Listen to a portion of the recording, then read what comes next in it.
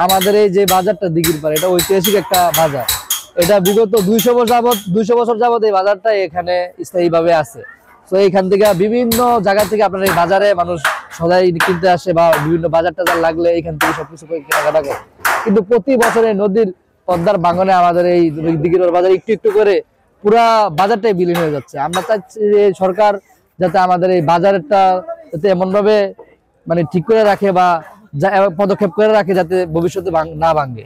ভাঙনটার main কারণ হলো dredging, অপরিকল্পিতভাবে ড্রেজিং হয় রাতের আধারে, কিন্তু এই প্রশাসন নির্বিকার থাকে। হয়তো এই ড্রেজিং এর কারণেই স্রোতগুলা চেঞ্জ হয়ে যাচ্ছে। এই স্রোতগুলা ছিল আগে ওই সাইড দিয়ে দক্ষিণ সাইডে, কিন্তু এই ড্রেজিং এর কারণে স্রোতগুলো এদিকে চলে আসছে।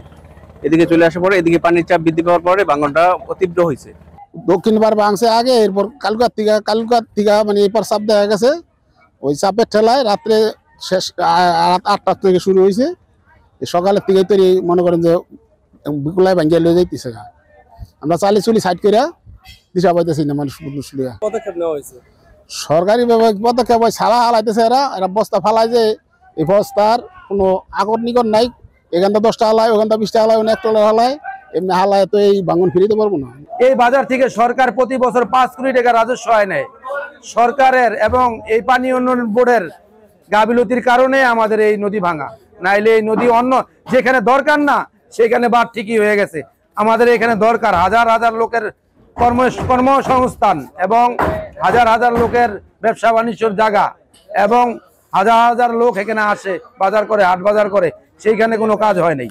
পদ্মা নদী যে ভাঙা চলে যেতেছে, কালকেও এখানে 2টা ট্রলার ডুবছে, গতকাল আগেও 2টা ট্রলার ডুবে গেছে। এখানে এত স্রোত, হ্যাঁ, এই জন্য এখানে স্থায়ী বেড়িবাঁধ, পানি উন্নয়ন বোর্ড যে বেড়িবাঁধটা বলে, ওই স্থায়ী বেড়িবাঁধটা হইলে আমাদের এই দিঘির পাড় এবং আশেপাশের যে পদ্মার পাড়ে যে মানুষজন এবং বাজার এগুলা সব রক্ষা হইব।